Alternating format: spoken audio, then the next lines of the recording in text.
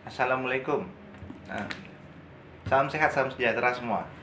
Ketemu lagi dengan saya, Hafaz. Di video kali ini kita akan membaca Harry Potter and the Prisoner of Azkaban. Harry Potter dan Tawanan Azkaban.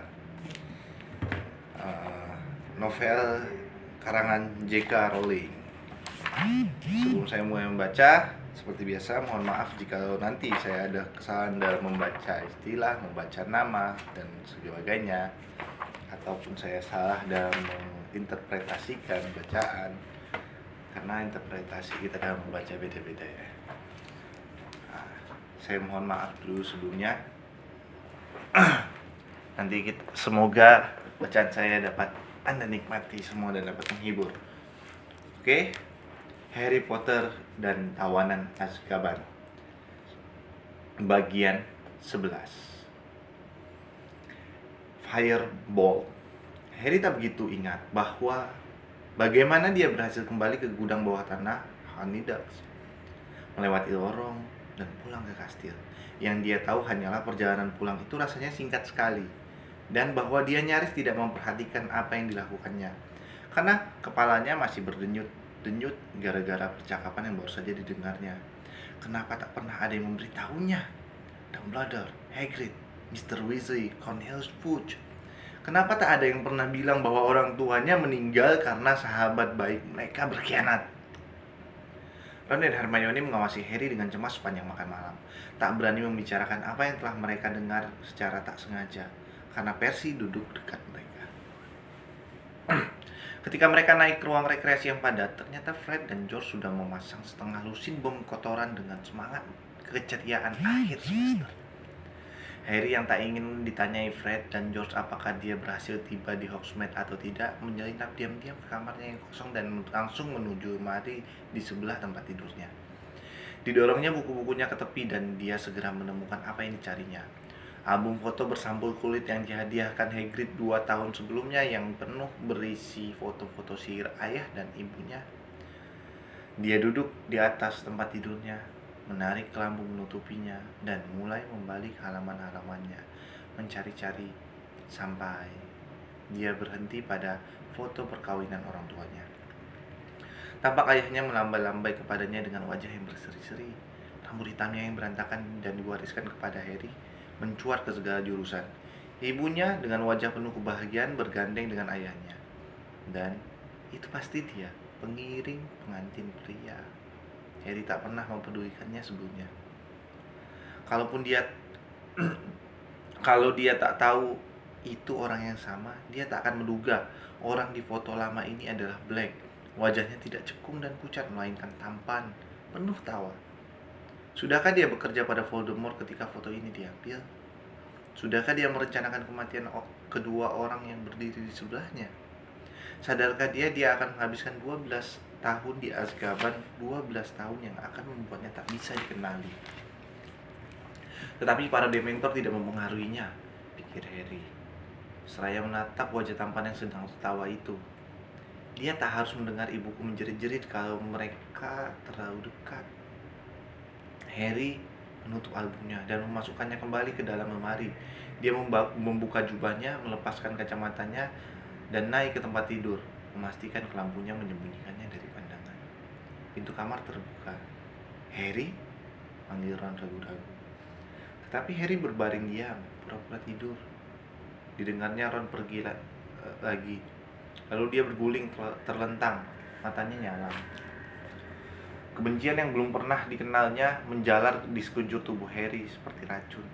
Dia bisa melihat Black menertawakannya dalam kegelapan, seakan ada yang telah menempelkan foto dari album itu ke matanya. Dia memandang, seakan ada yang sedang memutar sepotong film untuknya. Sirius Black meledakkan Pettigrew yang mirip Neville Longbottom menjadi 1000 keping. Dia bisa mendengar, walaupun sama sekali tak tahu seperti apa suara Black, menggumam rendah bergairah.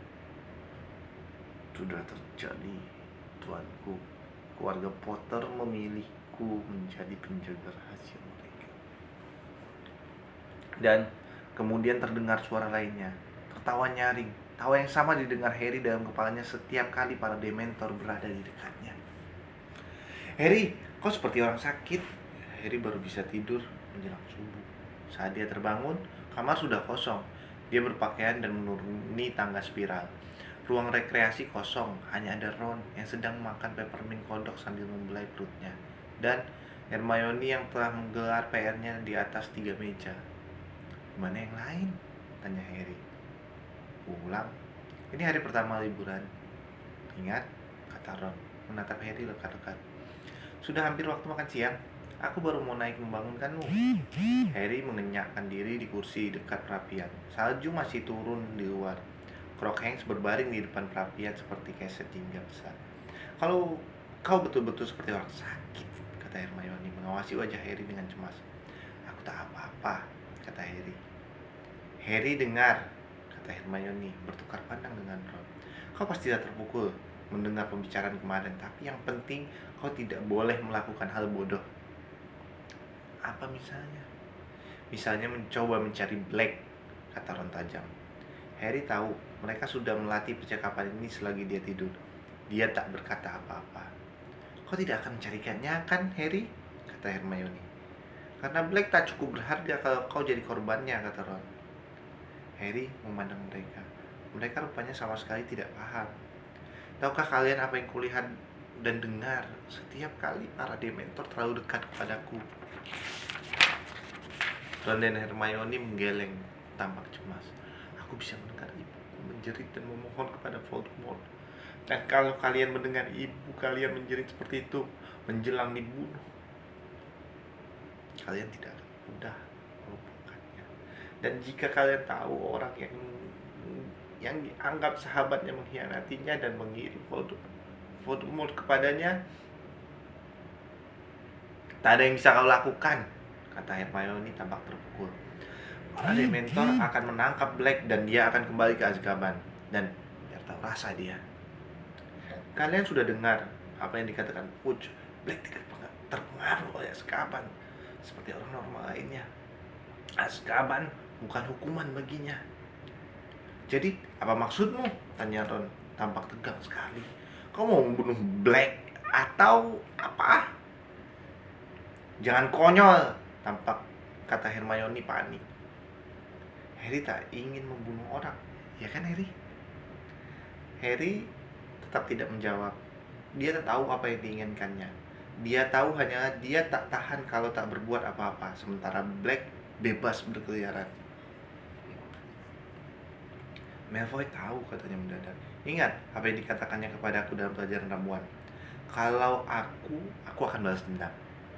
Akan kuburu sendiri. Kau akan menuruti nasihat Malfoy alih-alih nasihat kami, kata Ron besar. Dengar, kau tahu apa yang diterima Ibu Pettigrew setelah Black menghancurkannya. Dia cerita kepadaku, Order of Merlin, kelas pertama. Dan jari Pettigrew di dalam kotak. Itu potongan terbesar di tubuhnya yang bisa ditemukan. Black itu orang gila, Harry. Dan dia berbahaya. Ayah Malfoy pasti telah memberitahunya, kata Harry mengabaikan Ron. Dia termasuk orang dalam Voldemort. Bilang kau tahu siapa, kenapa sih? Potong Ron jengkel. Jadi jelas, keluarga Malfoy tahu Black bekerja untuk Voldemort. Dan Malfoy akan senang sekali melihatmu diledakkan menjadi sejuta keping seperti Pettigrew. Sadarkah? Sadarlah. Malfoy berharap kau terbunuh sebelum dia harus menghadapimu di pertandingan Quidditch. Harry, tolong, kata Hermione. Matanya sekarang berkaca-kaca. Tolong berpikirlah jernih. Black memang telah melakukan hal yang sangat keji, tapi jangan menempatkan dirimu dalam bahaya.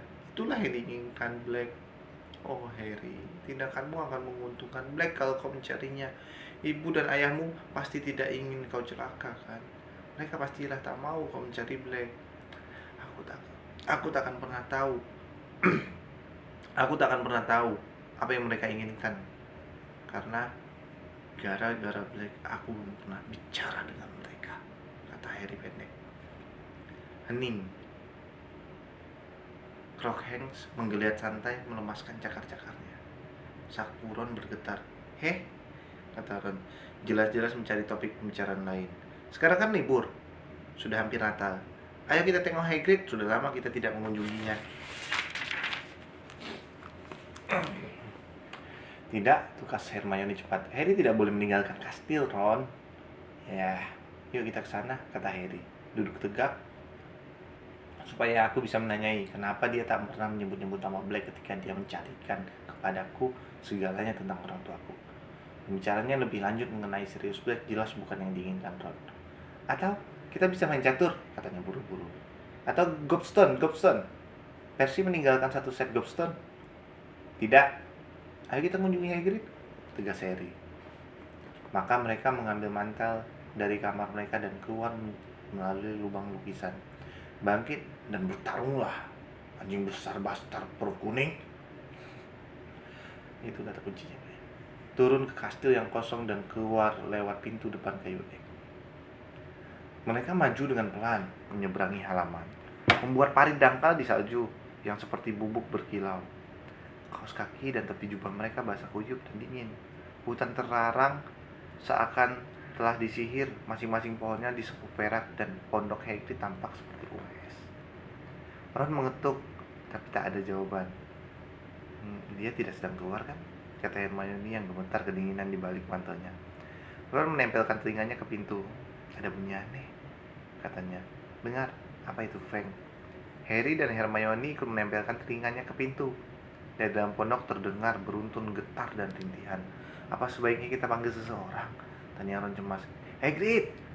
Harry memanggil seraya menggedor pintu. Hagrid! Apakah kau di dalam? Terdengar langkah-langkah berat, kemudian pintu berdiri terbuka. Hagrid berdiri di balik pintu dengan mata merah dan bengkak. Air mata bercucuran ke bagian tepi depan rompi kulitnya. Kalian sudah dengar, gerungnya, dan dia menangis sambil memeluk erat leher Harry. Mengingat Hagrid besar dan 2 kali manusia normal, ini bukan hal yang lucu. Harry nyaris terjatuh ke beratan tubuh Hagrid, diselamatkan oleh Ron dan Hermione yang masing-masing menyambar satu lengan Harry dan Hagrid dan memapahnya. Dibantu Harry ke dalam pondok. Hagrid pasrah saja dibawa ke kursi. Dia duduk menelungkup ke meja, terisak-isak tak terkendali. Wajahnya dibanjiri air mata yang menetes-netes ke jenggotnya yang sembraut. Hagrid, ada apa?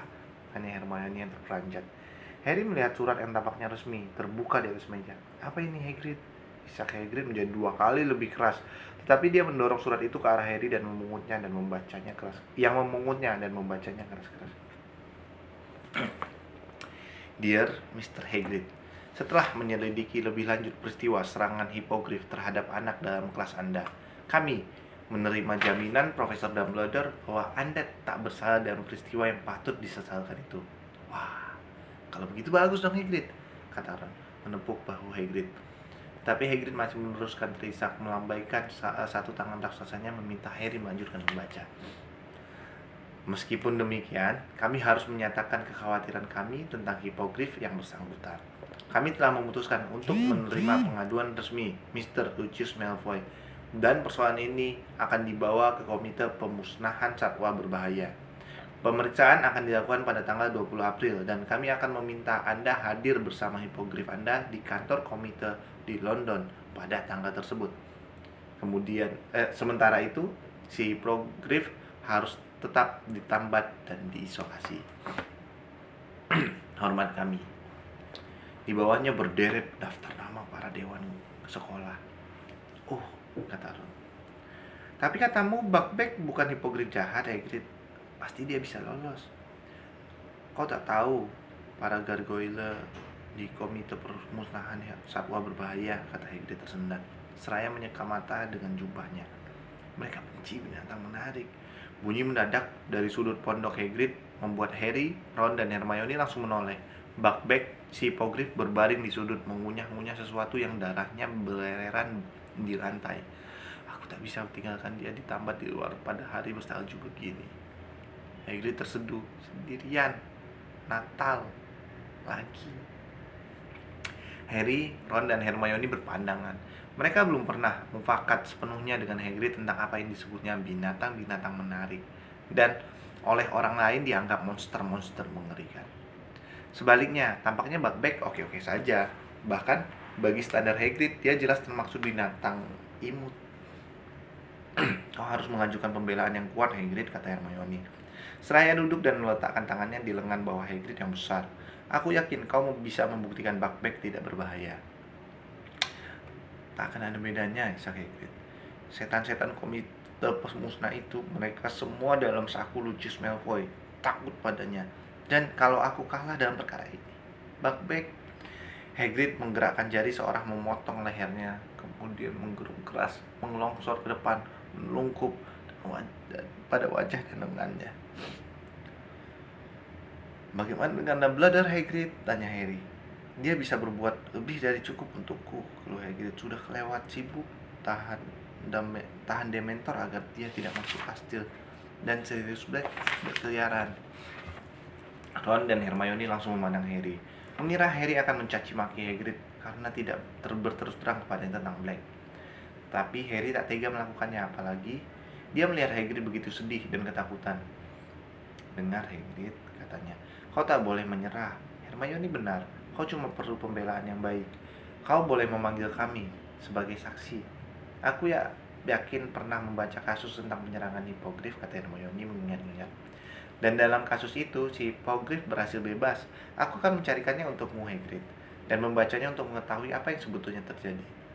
Hagrid mengeluh makin keras, dan Harry serta Hermione memandang Ron meminta bantuan. Bagaimana kalau aku buatkan teh? Kata Ron menawari. Harry memandangnya heran. Itu yang dilakukan Mam kalau ada yang sedih, gumam Ron mengangkat bahu.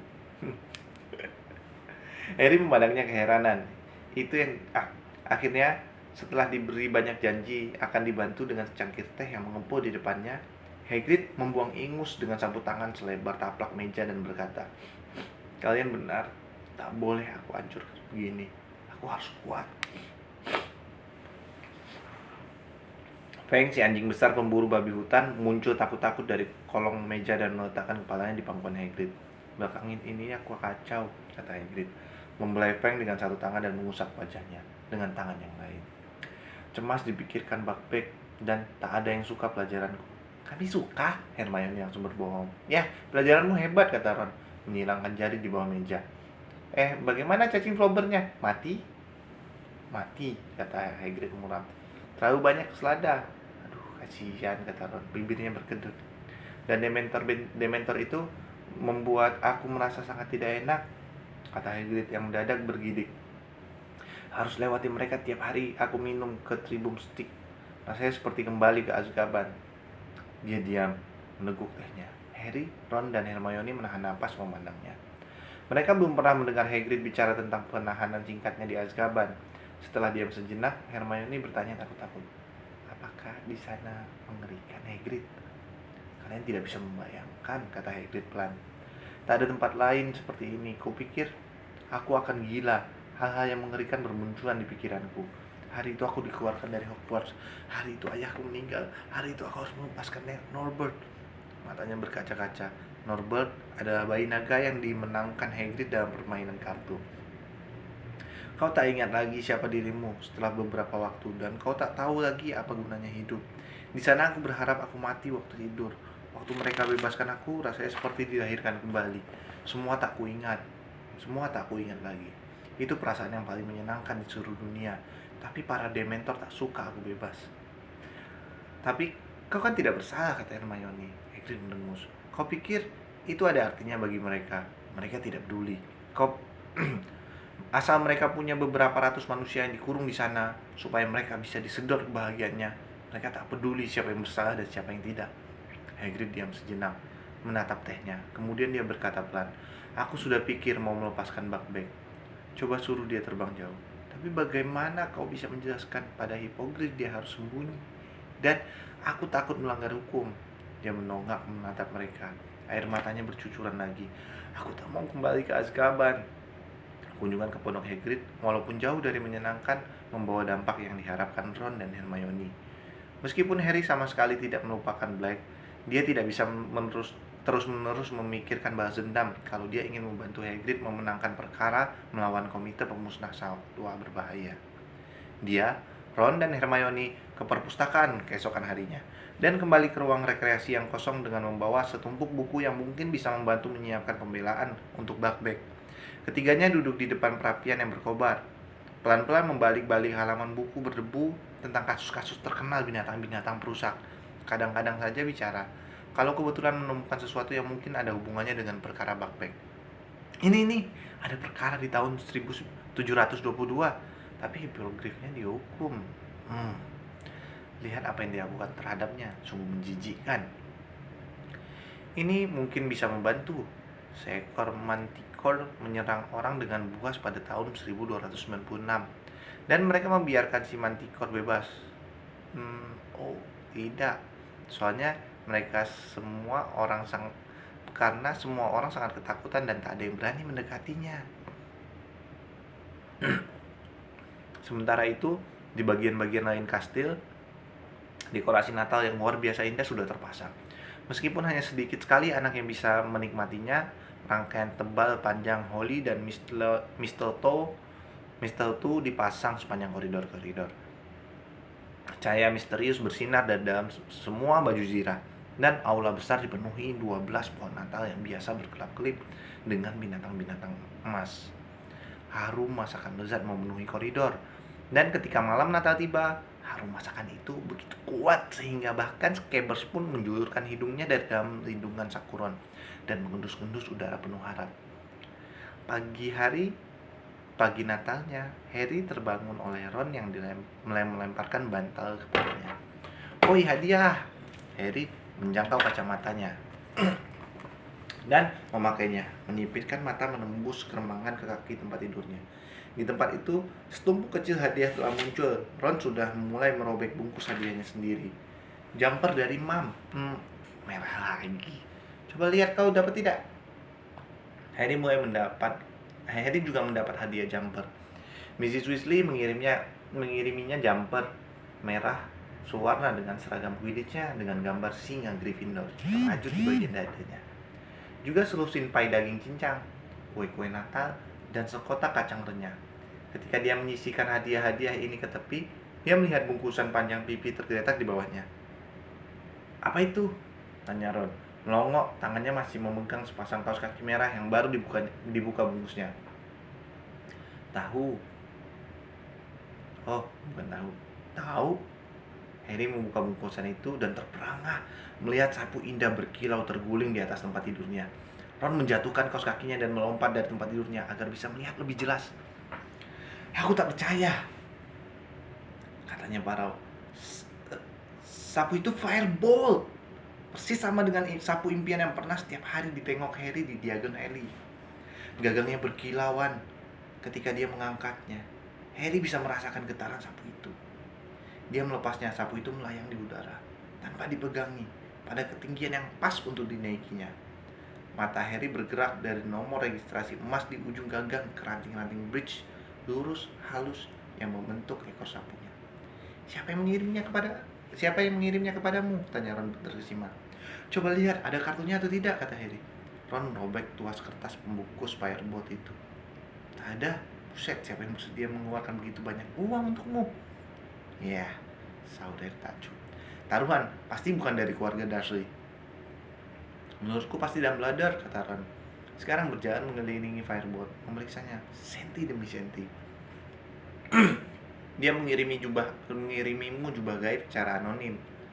"Tapi itu jubah ayahku," kata Harry. "Dumbledore cuma menyampaikannya kepadaku. Dia tak akan menghamburkan ratusan galeo untukku. Mana mungkin dia memberi hadiah semacam ini kepada murid-muridnya. Makanya dia tidak akan menyebutkan hadiah itu darinya," kata Ron, "supaya orang seperti Malfoy tidak menuduhnya pilih kasih." "Hei Ron, hei Harry." Hahaha. Ron terbahak. "Malfoy, tunggu sampai dia melihatmu naik sapu ini. Dia pasti pingsan. Ini sapu standar internasional loh."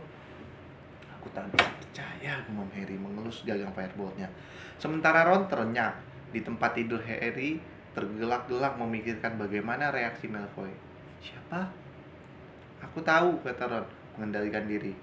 "Aku tahu siapa yang mengirimkannya. Lupin." "Apa?" kata Harry. Sekarang ikut tertawa. Lupin." "Yang benar saja, kalau dia punya uang emas banyak, dia kan pasti beli jubah baru." "Ya, tapi dia suka padamu," kata Ron, "dan dia sedang pergi ke waktu nimbusmu hancur. Mungkin Dia dengar kejadian itu, lalu memutuskan ke Diagon Alley dan membelikannya untukmu. Apa maksudmu dia sedang pergi, kata Harry. Dia sedang sakit waktu aku bermain dalam pertandingan. Tapi dia tak ada di rumah sakit, kata Ron. Aku di sana membersihkan pitspot sebagai hukuman detensi dari Snape. Ingat? Harry mengerutkan keningnya memandang Ron. Aku tak bisa mengerti bagaimana Lupin sanggup membeli sesuatu seperti ini. Kalian berdua menertawakan apa sih? Hermione baru saja masuk, memakai baju tidur, menggendong Crookshanks yang tampak galak. Lehernya dikalungkan rangkaian perada kertas emas dan perak.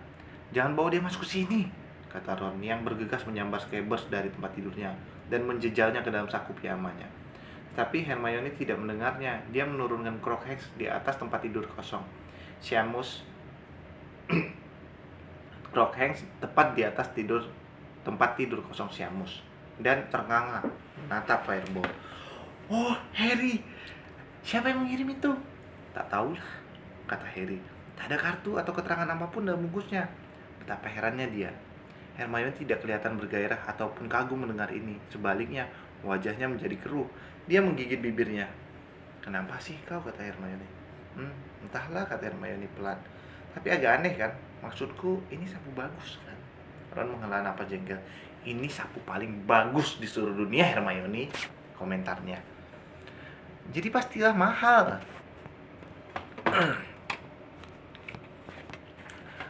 Mungkin lebih mahal dari total harga semua sapu Slytherin, kata Ron senang. Nah, siapa yang mengirimi Harry barang semahal itu tanpa memberitahu namanya, kata Hermione. Peduli amat, tukas Ron tak sabar. Harry, boleh aku mencobanya? Boleh? Kurasa tak ada yang boleh menaiki sapu itu dulu, kata Hermione nyaring. Harry dan Ron memandangnya. Menurutmu, buat apa sapu itu? Menyapu lantai, kata Ron. Tetapi sebelum Hermione bisa menjawab, Crookshanks melompat dari tempat tidur Seamus tepat di dada Ron. Keluarkan dia dari sini, gerung Ron. Sementara cakar Crookshanks merobek pijamannya dan Scabbers mencoba kabur melewati bahunya. Ron menyambar ekor Scabbers dan melempar tendangannya ke arah Crookshanks. Tendangannya luput dan malah mengenai koper kayu di kaki tempat tidur Harry, membuat koper itu terguling dan Ron melompat-lompat di tempatnya, meraung-raung kesakitan.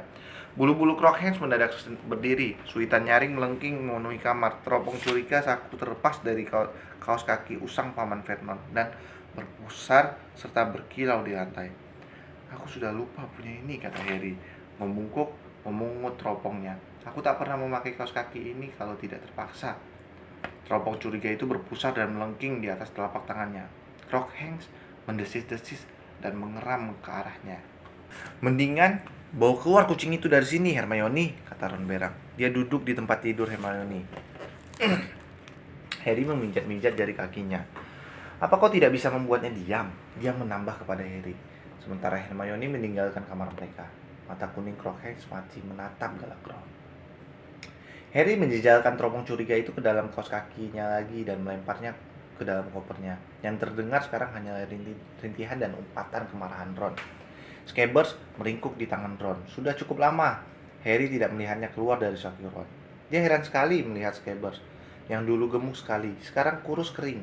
Bagian-bagian tertentu tubuhnya botak karena bulunya rontok. Dia kayaknya sakit ya, komentar Harry. Gara-gara stres sih, timpal Ron. Dia akan baik lagi kalau kucing bego itu tidak mengganggunya. Tetapi Harry ingat bahwa wanita di Magical Menagerie pernah mengatakan tikus hanya hidup sampai 3 tahun. Mau tak mau, Harry berpikir bahwa kecuali Scabbers punya kekuatan gaib yang selama ini disembunyikannya, dia sebetulnya sudah mendekati akhir hidupnya. Dan walaupun Ron sering mengeluh Scabbers membosankan serta tak berguna, Harry yakin Ron akan sedih sekali kalau Scabbers mati. Semangat Natal nyata sekali, sangat tipis di ruang rekreasi Gryffindor pagi itu. Hermione telah mengurung Crookshanks di dalam kamarnya, tapi dia masih marah kepada Ron karena Ron tadi mencoba menendang kucingnya. Ron sendiri juga masih menggerutu menyesali usaha Crookshanks untuk melahap Scabbers. Harry menyerah dan tak berusaha lagi mendamaikan keduanya. Dia menyibukkan diri dengan memeriksa firebolt yang dibawanya turun ke ruang rekreasi. Anehnya, ini kelihatannya juga membuat jengkel Hermione. Hermione tidak mengatakan apa-apa, tetapi dia tak berhenti-henti memandang firebolt dengan galak. Seakan sapu itu ikut menyalahkan kucingnya. Saat makan siang tiba, mereka turun ke aula besar. Keempat meja besar asrama sudah dirapatkan ke dinding lagi, dan sebuah meja yang disiapkan untuk 12 orang berdiri di tengah ruangan. Profesor Dumbledore, McGonagall, Snape, Sport, dan Flitwick ada di sana. Begitu juga dengan Filch, si penjaga sekolah yang telah melepas jas coklatnya yang biasa dan kini memakai jas butut sangat usang dan agak berjamur. Hanya ada 3 murid lain, 2 anak kelas 1 yang tampak sangat gelisah dan anak Slytherin kelas 5 yang bertampang cemberut. Selamat Hari Natal, kata Dumbledore ketika Harry, Ron, dan Hermione mendekati meja. Karena kita cuma sedikit sekali, tak ada gunanya menggunakan meja-meja asrama. Duduklah di sini. Harry, Ron, dan Hermione duduk bersebelahan di ujung meja.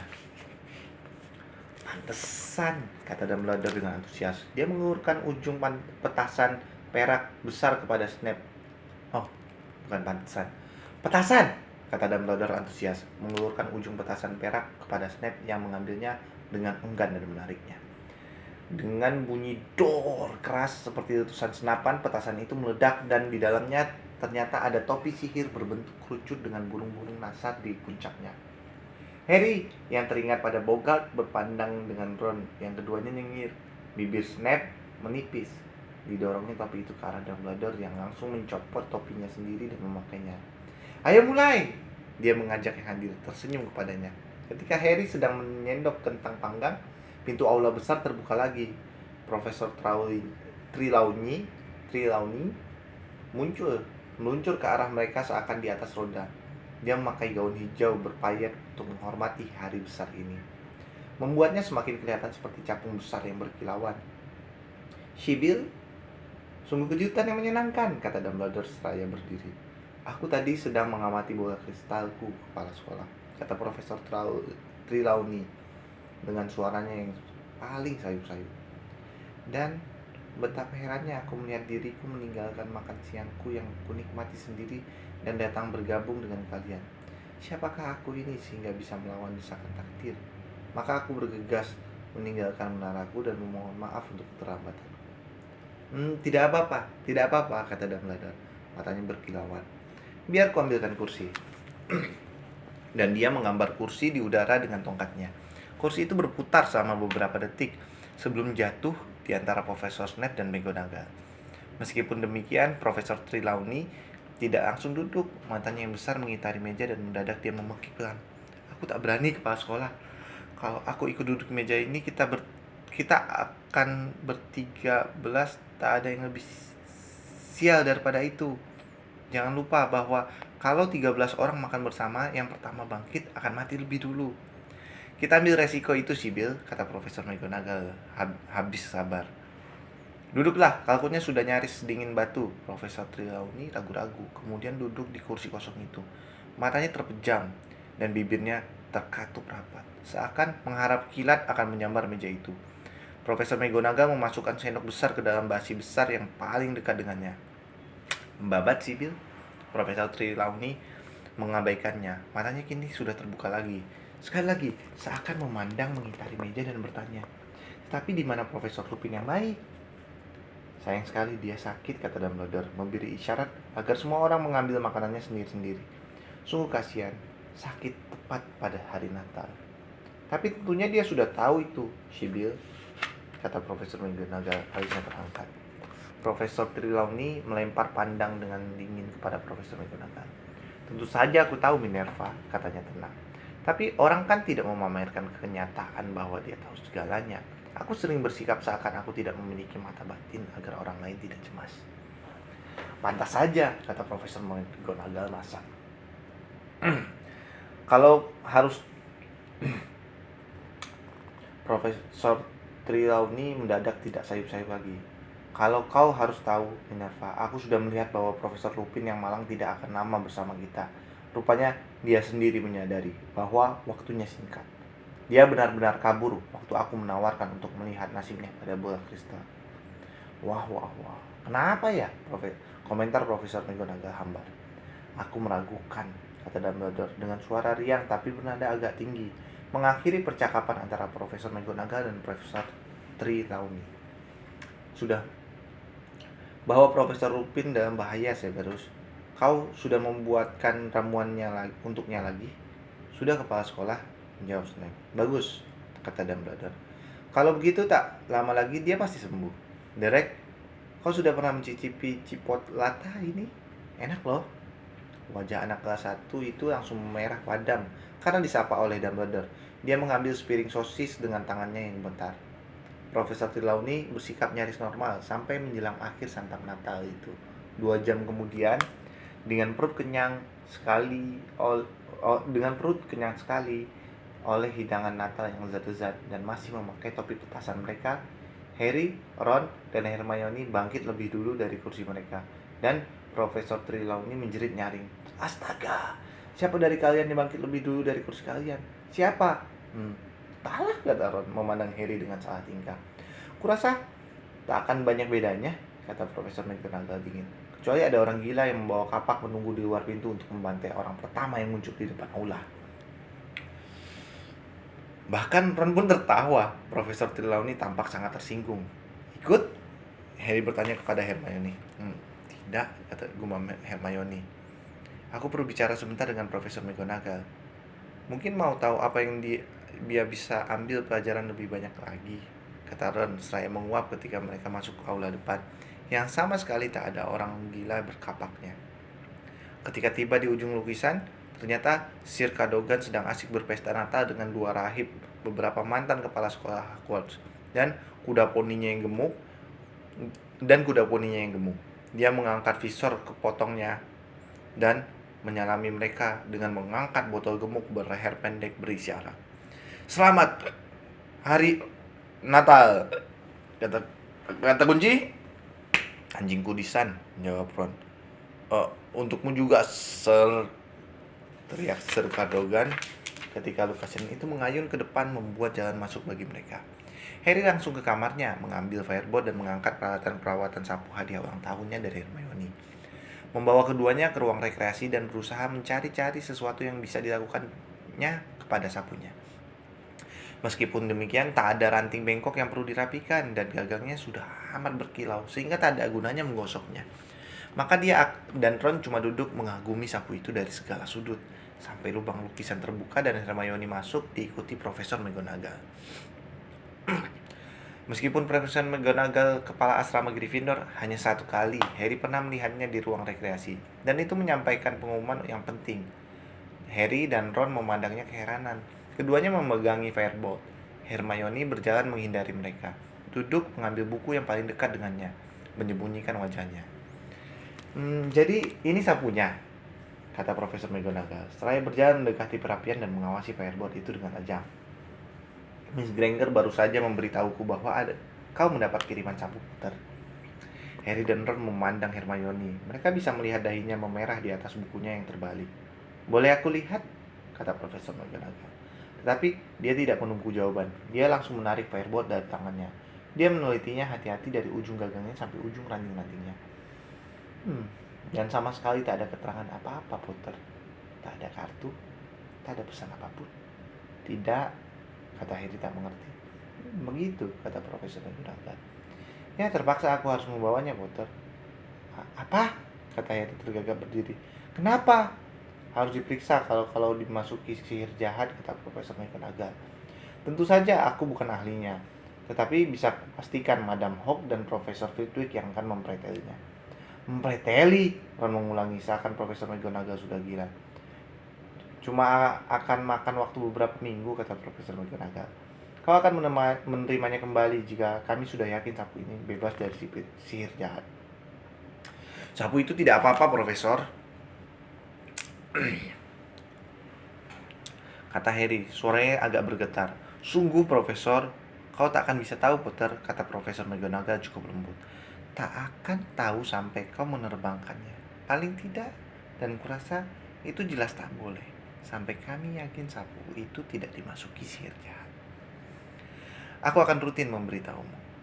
Profesor McGonagall berbalik dan membawa keluar firebolt melewati lubang lukisan yang menutup di belakangnya. Harry berdiri diam menatapnya. Tangannya masih memegang kaleng penggosok super.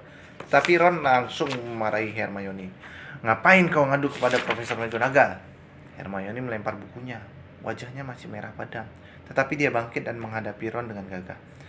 Karena menurutku, dan Profesor McGonagall sepakat denganku, sapu itu mungkin dikirim oleh kepada Harry oleh Sirius Black. Itu akhir dari bagian 11. Ya, kadang-kadang rasa sayang, rasa cemas, rasa khawatir, rasa peduli itu merusak kebahagiaan caranya. Tapi untuk kebahagiaan lainnya, ya, sampai jumpa di video lainnya. Salam sehat, salam berbahagia. Assalamualaikum.